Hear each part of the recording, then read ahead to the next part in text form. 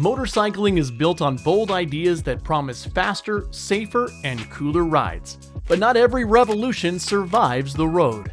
And history is full of wild designs and high-tech experiments that vanished almost as fast as they appeared. Here are 20 motorcycle innovations that didn't stand the test of time. Number 20. Prototype multi-wheeled motorcycles. These prototype multi-wheeled machines promised the stability of a car with the soul of a motorcycle, but delivered neither. The specs were impressive on paper. Yamaha's Tesseract featured 4 wheels that leaned into corners like a traditional bike, while Suzuki's aptly named Ugly Duck experimented with 3-wheel configurations. The engineering was complex, involving sophisticated tilting mechanisms and advanced suspension systems. But here's what went wrong. These machines were astronomically expensive to produce, weighed as much as small cars, and stripped away everything that made motorcycling magical. Riders didn't want stability, they wanted that pure, unfiltered connection between man and machine that only 2 wheels can provide. The concept fundamentally misunderstood what motorcycling is about. Number 19. Engine on the front wheel. Imagine the most front-heavy motorcycle you've ever ridden. Then multiply that feeling by 10. That's what engineers thought was a good idea when they decided to mount engines directly on the front wheel. The concept seemed logical. Eliminate the chain, reduce mechanical losses, and create the most direct power delivery possible. Several prototypes emerged with small engines or electric motors integrated into the front hub. The weight distribution was catastrophic, creating a motorcycle that handled like a shopping cart with a broken wheel. Every bump transmitted directly through the handlebars, making the bike nearly unrideable at speed. But this concept actually worked brilliantly in another case. In wheelchairs. The same front-wheel drive technology found new life in powered mobility devices, proving that sometimes the best innovations just find the wrong application first. Number 18. Plastic engine mounts and covers. Lighter weight, cheaper production costs, and easier manufacturing. What could go wrong? Everything, as it turned out. Modern motorcycles increasingly adopted plastic covers and mounting points to save both weight and money. Initially, these components seemed adequate, passing basic stress tests and offering decent durability in controlled conditions. But motorcycles don't live in controlled conditions. The constant heat cycles from engines, vibration from normal operation, and the occasional parking lot mishap turned these plastic components into ticking time bombs. Riders found themselves facing expensive repairs when plastic mounts cracked under stress, often taking surrounding components with them. Number 17. Overcomplicated digital dashboards. Remember when a motorcycle dashboard consisted of a speedometer, maybe a tachometer, and a few warning lights? Those days seem quaint compared to the digital monstrosities that emerged in the early 2000s. Manufacturers loaded dashboards with more screens than a NASA mission control center. These digital displays promised customization, multiple data streams, and futuristic aesthetics. Riders could monitor everything from tire pressure to fuel consumption in real time. The reality was harsh. Bright sunlight made screens unreadable, expensive LCD panels failed regularly, and riders found themselves squinting at tiny digital readouts while trying to navigate traffic. The complexity was overwhelming, and replacement costs often exceeded the value of older bikes. Number 16. Electronic ride modes on small motorcycles. Picture a new rider on a 300cc beginner bike, overwhelmed by buttons labeled Sport, Eco, Rain, and Urban. This was the reality when manufacturers decided that entry-level motorcycles needed the same electronic complexity as superbikes. These systems offered different throttle maps, traction control settings, and ABS configurations, promising to make small bikes more versatile. The engineering was sound and modern ECUs could easily manage multiple settings. But new riders didn't need more complexity. They needed simplicity and reliability. The electronic systems added cost to budget-friendly bikes and created failure points that intimidated inexperienced mechanics. Most riders never changed from the default setting, making the entire system pointless. Number 15. Single-sided swing arms. Supporting the rear wheel from only one side, these systems promised easier wheel changes and undeniably cool aesthetics. Ducati popularized the design, making it synonymous with exotic Italian motorcycles. The engineering required massive single-sided arms to handle the torque and stress normally distributed across dual-sided designs. Materials science advanced to create lightweight, strong aluminum and carbon fiber components that could handle the loads. Despite looking incredible, single-sided swing arms were heavier and more expensive than conventional designs. The benefit of easier wheel changes appealed mainly to race teams, while regular riders found the complexity and cost unjustifiable. The design persisted mainly as a styling exercise rather than functional improvement. Number 14. Underseat exhausts.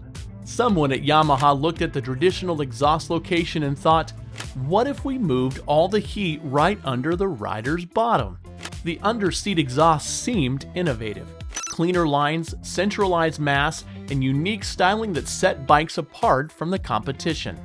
The YZF R6 and several sport bikes experimented with this layout, routing exhaust pipes beneath the seat and tail section. The engineering challenges were significant, requiring heat shielding and careful routing to prevent interference with other components. The reality was uncomfortable in every sense. Riders and passengers experienced significant heat buildup, especially in stop-and-go traffic. Maintenance became a nightmare, requiring extensive disassembly to access components. The weight distribution actually worsened handling, placing hot, heavy components high in the chassis. But here's the twist. The concept found surprising success in MotoGP, where aerodynamics mattered more than rider comfort. Modern race bikes still use underseat exhausts, proving the idea wasn't wrong, rather just misapplied to street bikes. Number 13. Oval pistons. Honda engineers must have been feeling particularly ambitious when they developed the NR750's oval pistons. The concept was theoretically brilliant. Oval-shaped pistons allowed more valves per cylinder, promising higher power output from smaller displacement engines. The NR750 featured incredibly complex oval pistons with 8 valves per cylinder, double the typical 4-valve configuration. Each piston required 2 connecting rods, and the engineering tolerances were tighter. The resulting engine was a masterpiece. But complexity killed the concept. Production costs were sky-high, reliability suffered from the tight tolerances, and the performance gains were marginal compared to conventional designs. Honda produced only a few hundred NR750s before abandoning the technology entirely. Number 12. Shrouded disc brakes. The logic seemed sound. Enclosed disc brakes completely to keep them dry and improve wet weather performance. Several manufacturers experimented with fully shrouded disc brakes, promising consistent stopping power regardless of conditions. The systems featured complete enclosures around disc brakes with careful engineering to allow cooling airflow while excluding water. The concept worked perfectly in testing, showing improved wet weather performance and consistent brake feel. Reality had other plans. The enclosed discs overheated during aggressive riding, leading to brake fade and potential failure. Servicing became complicated, requiring special tools and procedures. Worst of all, the systems offered no meaningful improvement over conventional discs with proper brake pad compounds. Number 11. Active suspension systems. Imagine a motorcycle that could adjust its suspension in real time, reading road conditions and rider inputs to provide perfect compliance. Active suspension systems promise this utopia, using hydraulics or electromagnetics to control damping and spring rates dynamically. The technology existed and worked brilliantly in Formula One cars before being banned for being too effective. Motorcycle applications were more challenging, but prototypes demonstrated impressive capabilities, automatically adjusting for different riding conditions. But this technology was banned in F1. not because it didn't work, but because it worked too well, making drivers almost irrelevant to lap times. This same effectiveness made it impractical for motorcycles, where rider skill and feedback are essential to the experience. Cost ultimately killed active suspension for motorcycles. The complex systems were prohibitively expensive, maintenance-intensive, and removed the direct connection between rider and machine that motorcyclists cherish. Number 10. Cameras instead of mirrors. The future promised sleek motorcycles without protruding mirrors, replaced by tiny cameras feeding high-resolution displays. The concept eliminated aerodynamic drag, looking incredibly futuristic, and offered features like zoom and night vision that mirrors couldn't match. Several manufacturers developed working systems, with small cameras mounted discreetly and displays integrated into the dashboard or helmet. The image quality was excellent, and the aerodynamic benefits were measurable. But practical problems mounted quickly. The cameras were expensive to replace when damaged, reliability suffered in harsh weather, and legal requirements in most countries still mandated traditional mirrors. Riders also found it difficult to quickly adjust camera angles while riding, something easily done with mirrors. Number 9. Roofed motorcycles. The BMW C1 represented the ultimate attempt to make motorcycles safer and more weather-resistant. This enclosed scooter featured a full roof, integrated seatbelts, and protection that approached car-like levels while maintaining two-wheel mobility. The engineering was impressive, with a protective cell that met crash safety standards and allowed riders to legally ride without helmets in some jurisdictions. The weather protection was complete, offering car-like comfort in rain and cold. But the C1 fundamentally missed the point of motorcycling. Riders didn't want to be enclosed.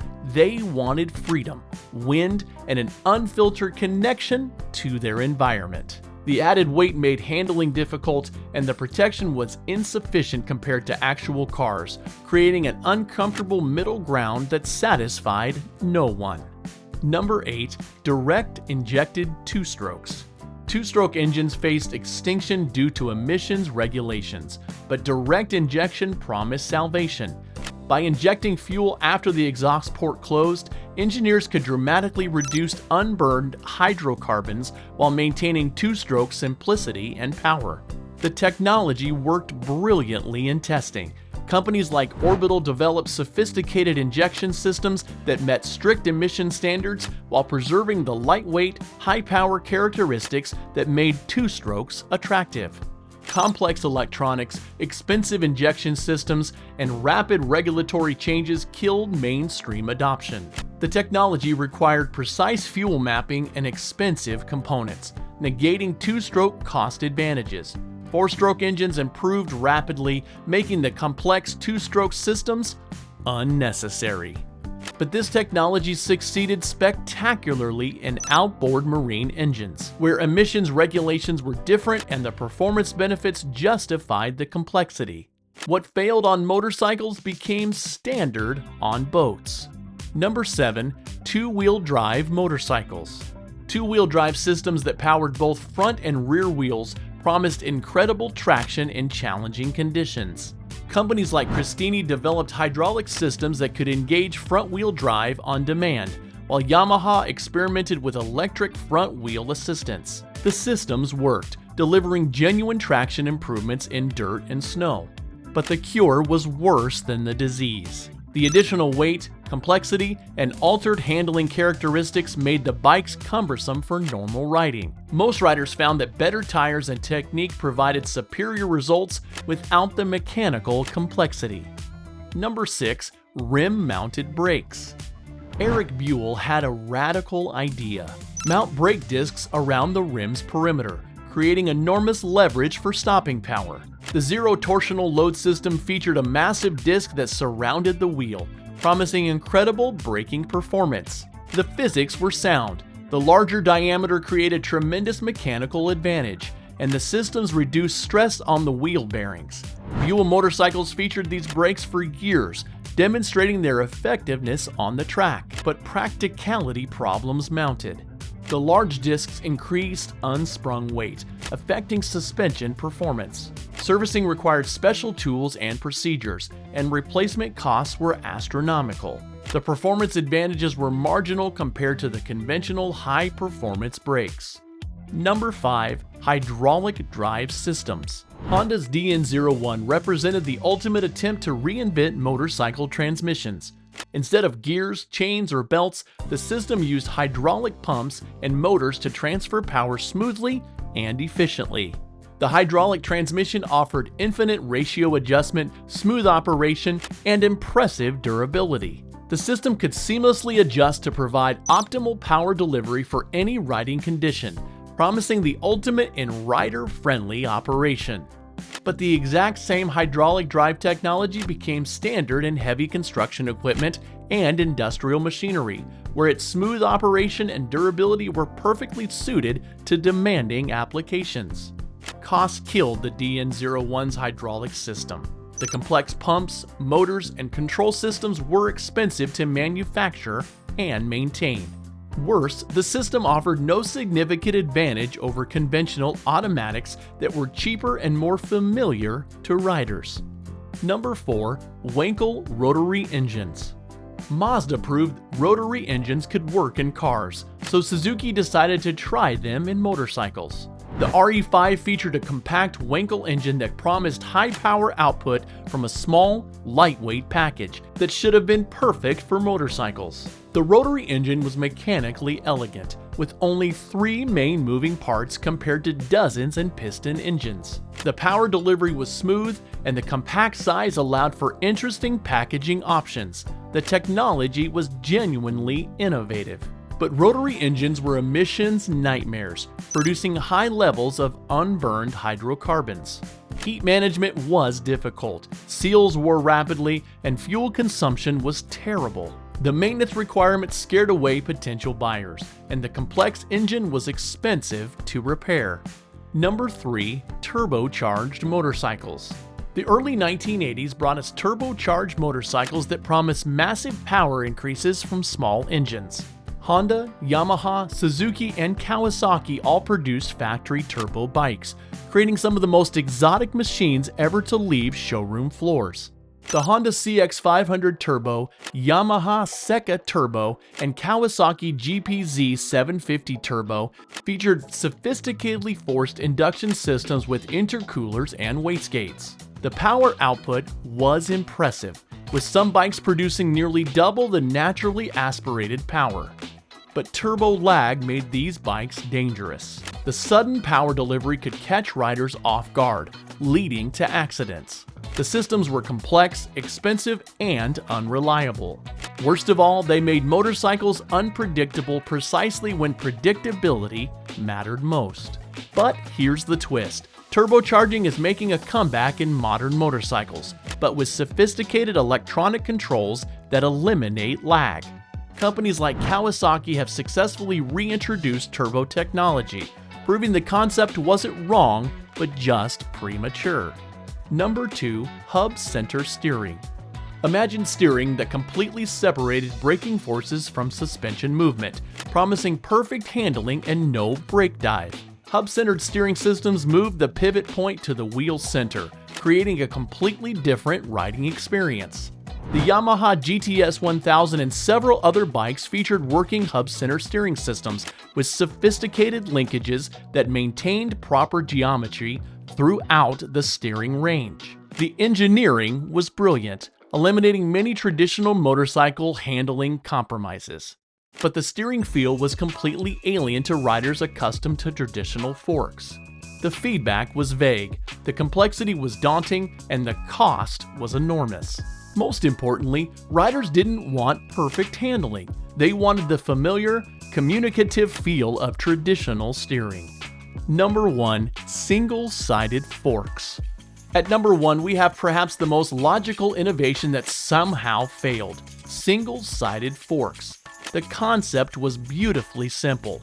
Why use 2 fork legs when one would do the job? The single-sided design promised easier wheel changes, reduced weight, and distinctive styling. Several manufacturers experimented with single-sided front forks, creating systems that appeared to support the front wheel from only one side. The engineering challenges were significant, requiring the single leg to handle all the forces typically shared between two legs. The system offered no real advantage over conventional forks, while making maintenance more difficult and raising questions about stability. Riders preferred the tried-and-true twin-fork setup that had worked perfectly for decades. So which one of these failed innovations do you think actually had potential, and what crazy motorcycle technology would you like to see make a comeback? Drop your thoughts in the comments below.